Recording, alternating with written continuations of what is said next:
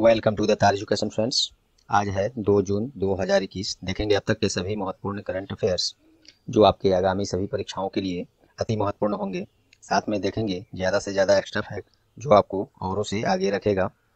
इस क्लास का पीडीएफ आप तार एजुकेशन के वेबसाइट पर डाउनलोड कर सकते हैं, जिसका लिंक डिस्क्रिप्शन बॉक्स में दिया हुआ है। तार एजुकेशन के वेबसाइट पर आप डेली, वीकली, मंथली सभी करंट अफेयर्स पढ़ भी सकते हैं, क्विज सॉल्व कर सकते हैं और पीडीएफ डाउनलोड कर सकते हैं। लिंक डिस्क्रिप्शन बॉक्स में दिया हुआ है। साथ ही आप तार एजुकेशन के Telegram, Facebook, Instagram, WhatsApp group वगैरह सबसे जुड़ सकते हैं। सबका लिंक डिस्क्रिप्शन बॉक्स में दिया हुआ है। क्वेश्चंस हिंदी इंग्लिश दोनों में हैं। आपसे आग्रह है कि क्लास पूरा देखें, तभी आपको इस क्लास का महत्व पता चलेगा। और अब तक आपने सब्सक्राइब नहीं किया इस चैनल को, तभी सब्सक्राइब बटन दबा दीजिए, और सब्सक्राइब कर लिए हैं तो बहुत बहुत धन्यवाद। तो चलिए शुरू करते हैं आज का क्लास। पहला प्रश्न है, हाल ही में विश्व दूध दिवस किस दिन मनाया गया? On which day world milk day was observed recently? तो इसका सही जवाब है 1 जून को। थीम क्या रहा था 2021 में इसका, विश्व दूध दिवस का? तो पोषण पर संदेश एंड और डेयरी क्षेत्र में स्थिरता। चलिए बाकी ऑप्शन देख लेते हैं। 30 मई को क्या मनाया गया है? तो हाल ही में गोवा राज्य द्वारा गोवा स्टेटहुड डे मनाया गया है 30 मई को। ये एक्चुअली में इसी दिन 30 मई 1987 को ही गोवा को भारत का 25वां राज्य का दर्जा मिला था। उसी उपलक्ष्य में गोवा स्टेटहुड डे 30 मई को प्रत्येक वर्ष मनाया जाता है। 31 मई को हाल ही में विश्व तंबाकू निषेध दिवस मनाया गया है 31 मई को, और इसका थीम क्या रहा था? Commit to quit. और 29 मई को क्या मनाया गया? तो हाल ही में अंतर्राष्ट्रीय एवरेस्ट दिवस मनाया गया है। अंतर्राष्ट्रीय एवरेस्ट दिवस क्यों मनाया जाता है 29 मई को? तो इसी दिन 29 मई 1953 को ही नेपाल की तेंजिंग नोर्गे और न्यूजीलैंड की एडमंड हिलेरी, इन दोनों ने माउंट एवरेस्ट पर पहली चढ़ाई की थी। इसी की याद में यह दिवस प्रत्येक वर्ष मनाया जाता है। और माउंट एवरेस्ट के बारे में थोड़ी बहुत देख लेते हैं। माउंट एवरेस्ट नेपाल और चीन के सीमा पर स्थित है, और माउंट एवरेस्ट विश्व की सबसे ऊंची पर्वत चोटी है, ये भी ध्यान रखें। और माउंट एवरेस्ट की कुल ऊंचाई है कितनी? तो 8,848.86 मीटर। इसमें 86 सेंटीमीटर का जो बढ़ोतरी दिख रहा है, ये हाल ही में दर्ज किया गया है। तो इस प्रश्न से इतने फैक्ट्स आपको मिले। चलिए नेक्स्ट देखते हैं। हाल ही में किसे राष्ट्रीय मानवाधिकार आयोग NHRC का अगला प्रमुख नियुक्त करने का घोषणा किया गया है? तो इसका सही जवाब है अरुण मिश्रा। राष्ट्रीय मानवाधिकार आयोग का अगला प्रमुख बनाया जाएगा अरुण मिश्रा को। NHRC का मतलब वही नेशनल ह्यूमन राइट्स कमीशन। इसकी स्थापना 12 अक्टूबर 1993 को हुई थी, और इसका हेडक्वार्टर न्यू दिल्ली में। प्रेसिडेंट कौन है? अरुण मिश्रा, वही जो भी बन गए, अभी होंगे अगला ये। तो और एक और बात इसमें कि राष्ट्रीय मानवाधिकार आयोग के जो भी प्रमुख होते हैं, वे कोई ना कोई सुप्रीम कोर्ट के रिटायर्ड जज या न्यायाधीश ही होते हैं। चलिए बाकी ऑप्शन देख लेते हैं। BVR सुब्रमण्यम, ये इनका हाल ही में इनको वाणिज्य सचिव के रूप में नियुक्त किया गया है, BVR सुब्रमण्यम। और वाणिज्य और उद्योग मंत्री कौन है? तो श्री पीयूष गोयल। कुलदीप सिंह, ये इनको नेशनल इन्वेस्टिगेशन एजेंसी अर्थात NIA का डायरेक्टर जनरल का अतिरिक्त प्रभार दिया गया है कुलदीप सिंह को। और ये ऑलरेडी CRPF अर्थात सेंट्रल रिजर्व पुलिस फोर्स के डायरेक्टर जनरल पहले से ही हैं। अब NIA के डायरेक्टर जनरल भी इनको अतिरिक्त प्रभार दे दिया गया है। अरविंद कुमार, ये इंटेलिजेंस ब्यूरो जिसे IB कहा जाता है का प्रमुख पहले से तो थे ही, इनका कार्यकाल 1 वर्ष के लिए फिर से बढ़ा दिया गया है, तो ये फिर से न्यू अपॉइंटमेंट ही माना जाएगा। तो ये ध्यान में आप लोग रखेंगे, अरविंद कुमार इंटेलिजेंस ब्यूरो के प्रमुख। चलिए नेक्स्ट। हाल ही में किस देश की वैज्ञानिकों ने कोविड-19 इन्फेक्शन का पता लगाने के लिए मधुमक्खियों का प्रयोग करना शुरू किया है? काफी इंटरेस्टिंग फैक्ट है ये कोविड-19 इन्फेक्शन का पता लगाएगी अब मधुमक्खियां। ये कौन देश इसको ट्रेंड किया है मधुमक्खियों को पता लगाने के लिए? तो इसका सही जवाब है नीदरलैंड। नीदरलैंड के वैज्ञानिकों ने ये कारनामा किया है, मधुमक्खियों को ट्रेंड किया जा रहा है वहाँ ये कोविड-19 इन्फेक्शन का पता लगाने के लिए। अब चलिए नीदरलैंड ने किया है तो उसके बारे में देख लेते हैं। कैपिटल एम्स्टर्डम नीदरलैंड का, करेंसी यूरो, और प्रधानमंत्री वहाँ है मार्क रूटे। अब बाकी ऑप्शन देख लेते हैं। चीन, ये हाल ही में न्यूज में क्यों रहा था? तो ये सिंथेटिक गांजा जो होता है, जिसे इंग्लिश में सिंथेटिक कैनाबिनोइड्स कहते हैं, को बैन करने वाला विश्व का पहला देश बन गया है चीन। पुर्तगाल, ये विश्व का सबसे लंबा पैदल यात्री पुल का निर्माण हुआ है कहाँ? पुर्तगाल में। और ब्रिटेन, तो ये सड़कों पर सेल्फ ड्राइविंग कार, जो कि बिना ड्राइवर का चलेगा, आप समझ ही रहे हैं, तो सेल्फ ड्राइविंग कारों को चलाने की अनुमति देने वाला विश्व का पहला देश बन गया है। तो इस प्रश्न से इतने फैक्ट्स मिले आपको।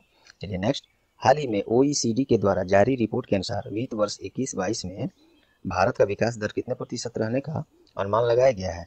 तो इसका सही जवाब है 9.9%। ये OECD अर्थात organization for economic cooperation and development, ये OECD का फुल फॉर्म है। इसी और इसका हेडक्वार्टर कहाँ है? पेरिस, फ्रांस में। इसी ने अनुमान लगाया है 21-22 के लिए भारत का विकास दर 9.9%। बाकी ऑप्शन देख लेते हैं, ये भी कोई ना कोई रेटिंग एजेंसियाँ ये अनुमान लगाया है भारत के लिए। तो 9.2% ये लगाया है केयर रेटिंग्स। केयर रेटिंग्स एक है, इसके द्वारा 21-22 के लिए भारत का GDP विकास दर जो है 9.2% लगाया गया है। 10.8% ये एक ब्रोकरेज कंपनी है न्यूमेरा, नोम्यूरा नोम्यूरा ब्रोकरेज कंपनी है। तो ये भी भारत का विकास दर 21-22 के लिए 10.8% लगाया है। और ये नोम्यूरा एक जापानी ब्रोकरेज कंपनी है, ये भी मेन फैक्ट है, याद रखेंगे आप। 11.1% ये वॉल स्ट्रीट ब्रोकरेज जो गोल्डमैन सैक्स है, ये एक अमेरिकी वित्तीय कंपनी है, इसके द्वारा भारत का विकास दर 11.1% अनुमान लगाया गया है। चलिए नेक्स्ट, हाल ही में पंजाब सरकार द्वारा प्रत्येक महीने महिलाओं को मुफ्त सैनिटरी पैड प्रदान करने के लिए कौन सी योजना का शुरुआत किया है? तो इसका सही जवाब है उड़ान। उड़ान स्कीम के अंतर्गत सभी वैसे महिलाओं को जिनको इसकी ज़रूरत है सैनिटरी पैड की, तो इस उड़ान योजना के तहत सैनिटरी पैड प्रदान किया जाएगा। पंजाब सरकार का ये स्कीम है, तो उसके बारे में देख लेते हैं। पंजाब की राजधानी चंडीगढ़, मुख्यमंत्री वहाँ पे हैं captain Amarinder Singh, governor VP Singh Badnore. और बाकी ऑप्शन देख लेते हैं। वात्सल्य योजना, ये भी हाल ही में उत्तराखंड सरकार द्वारा वात्सल्य योजना शुरू किया गया है। इसमें क्या होगा? कोविड-19 के कारण अनाथ हुए बच्चों के लिए देख रेख के लिए ये वात्सल्य योजना शुरू किया गया है उत्तराखंड सरकार द्वारा। अंकुर स्कीम क्या है? तो ये हाल ही में मध्य प्रदेश सरकार द्वारा शुरू किया गया है। और इस स्कीम के तहत क्या होगा? वैसे लोगों को पुरस्कृत किया जाएगा जो मानसून में ज़्यादा से ज़्यादा पेड़ पौधे लगाएंगे। अंकुर स्कीम मध्य प्रदेश। आशीर्वाद योजना, ये भी पंजाब सरकार के द्वारा ही शुरू किया गया है आशीर्वाद योजना। इसमें सरकार इसके तहत गरीब परिवार के जो लड़कियां हैं उनकी शादी के लिए सहयोग राशि दी जाती है। और इसमें हाल ही में जो पहले से 21,000 रुपया मिल रहा था, अब उसे बढ़ाकर 51,000 रुपया कर दिया गया है। तो मेन फैक्ट है कि आशीर्वाद योजना किस राज्य का है? तो ये पंजाब का है। लड़कियों की शादी के लिए सहयोग राशि इसमें दी जाती है। दोस्तों एक माफ़ी चाहता हूँ इसलिए कि कई दिनों से हमारे एरिया में बारिश और आंधी तूफान के कारण इलेक्ट्रिसिटी की समस्या है। तो बहुत और इन्वर्टर वगैरह सभी सोलर सभी बैठ गए हैं, तो बहुत मुश्किल से चार्ज करके किसी तरह आप लोगों का क्लास अटेंड कराया जा रहा है। उम्मीद है कि कल से स्थिति सब सुधार हो जाए। तो अभी थोड़ा अब हम लोग यहाँ से वन लाइनर फॉर्म में फटाफट देख लेंगे, क्योंकि PC अब चार्ज भी उतनी नहीं है, अभी वीडियो को मिक्सिंग करना वगैरह बाकी है। तो यहाँ से हम लोग वन लाइनर फॉर्म में आज देख लेते हैं, फिर अगले दिन से हम लोग ज़्यादा से ज़्यादा एक्स्ट्रा फैक्ट स्टैटिक्स वगैरह के साथ काफ़ी डिटेल में कल से हम लोग पढ़ेंगे। तो आप लोग के सहयोग की मैं अपेक्षा करता हूँ इसके लिए। चलिए यहाँ से वन लाइनर में फटाफट देखकर क्लास को समाप्त करते हैं। कल से उम्मीद है कि इलेक्ट्रिसिटी प्रॉब्लम की जो है सॉल्व हो जाए, तो क्लास हम लोग अच्छे से करेंगे फिर। चलिए यहाँ शुरू करते हैं वन लाइनर फॉर्म में। एक्स्ट्रा फैक्ट इसमें भी बहुत कुछ मिलेंगे ही, वैसे ऑप्शंस नहीं मिलेंगे, बस यही कमी है और इसके लिए माफ़ी चाहता हूँ पुनः मैं।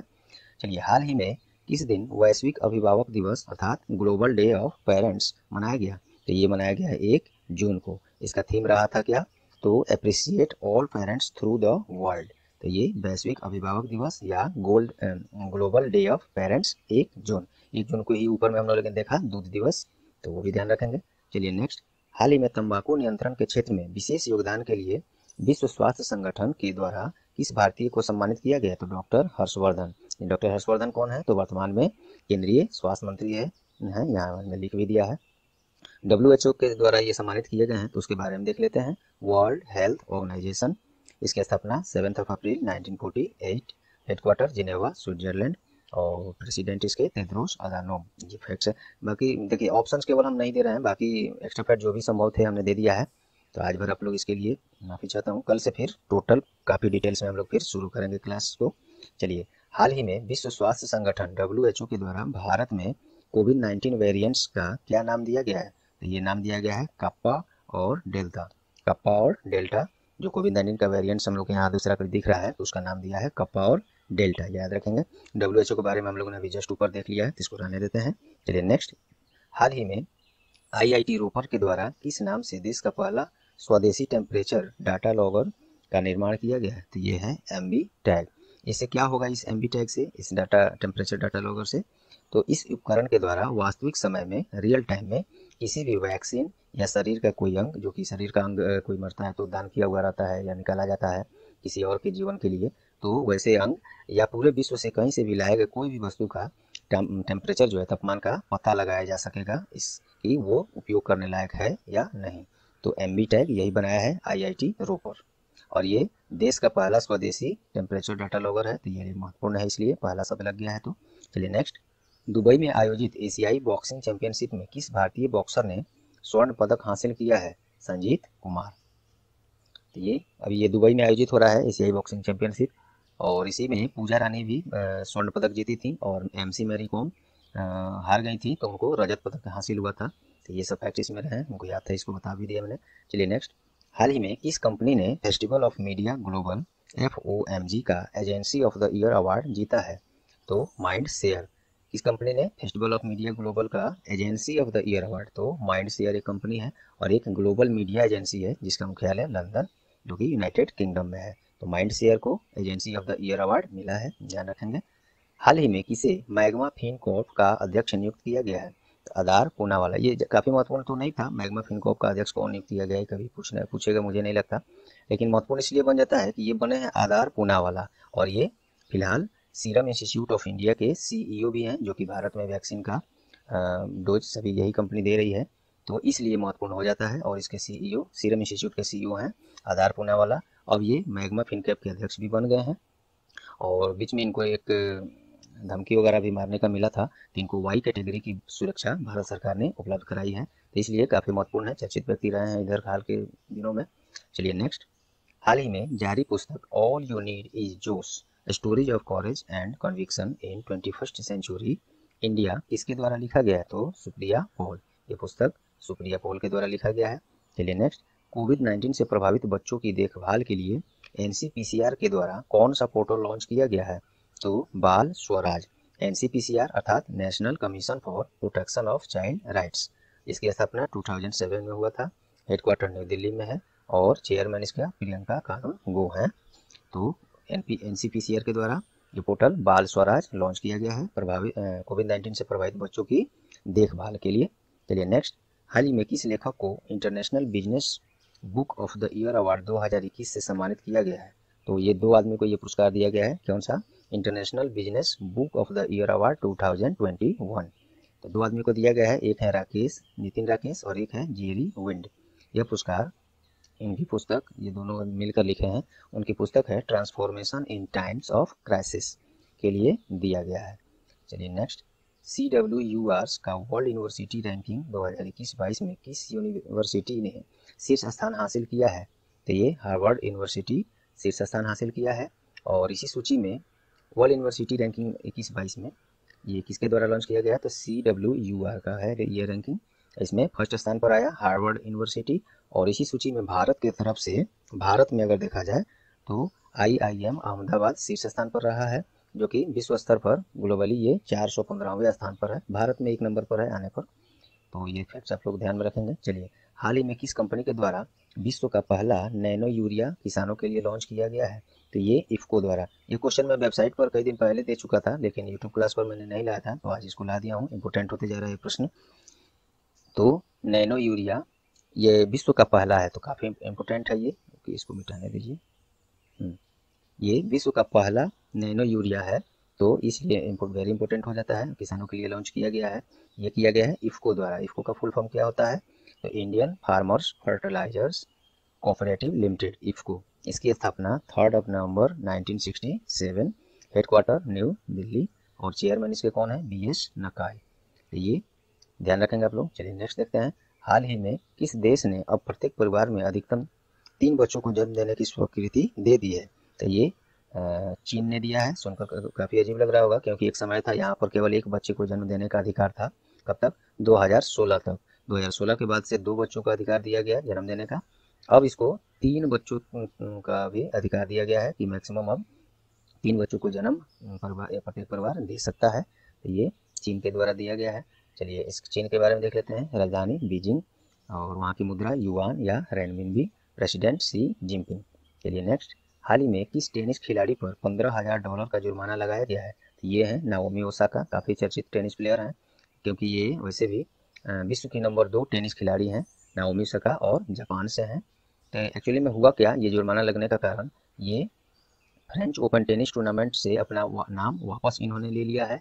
और एक टेनिस खेल हो रहा था, जिसके बाद खेल समाप्त होने के बाद अनिवार्य जो है संवाददाता सम्मेलन था, उसमें इन्होंने भाग लेने से इनकार कर दिया था। इसी कारण टेनिस टूर्नामेंट का जो भी बोर्ड है वो ये फैसला लिया, इन पर जुर्माना भी लगाया $15,000 का, और इन्होंने फ्रेंच ओपन टेनिस टूर्नामेंट से अपना नाम वापस भी ले लिया है। नाओमी ओसाका विश्व की नंबर 2 टेनिस खिलाड़ी, जापान से। ठीक है, चलिए आज का क्वेश्चन ऑफ द डे देखते हैं। हाल ही में कौन दुनिया की सबसे ऊंची चोटी माउंट एवरेस्ट पर सबसे तेज चढ़ाई करने वाली महिला बन गई है? तो इसका जवाब आप लोग कमेंट बॉक्स में जरूर दें, और साथ में कोई सुझाव, कोई क्लास में बदलाव अगर होना चाहिए आप लोग के अनुसार, तो ये भी सुझाव कमेंट में आप लोग जरूर दें। तो चलिए दोस्तों, उम्मीद करता हूँ ये क्लास आप लोग को परीक्षा उपयोगी लगी होंगी। यदि हाँ, तो प्लीज़ वीडियो को लाइक जरूर कर दें, और ज़्यादा से ज़्यादा शेयर करके ग्रुप्स, अदर व्हाट्सएप, फेसबुक, जहाँ भी हो, ज़्यादा से ज़्यादा शेयर करके टार एजुकेशन का सहयोग जरूर करें, क्योंकि आप ही लोग सहयोग कर सकते हैं टार एजुकेशन को ग्रो करने के लिए। और चैनल पर आप नए हैं या चैनल को अब तक सब्सक्राइब नहीं किए हैं तो अभी सब्सक्राइब बटन दबा दें, और सब्सक्राइब पहले से ही कर लिए हैं तो बहुत बहुत धन्यवाद, और बेल आइकन भी दबा दें, जिससे आगे आने वाले क्लास के सभी नोटिफिकेशन आपको सबसे पहले मिले। चलिए, ये रहा आज का क्लास। All the best.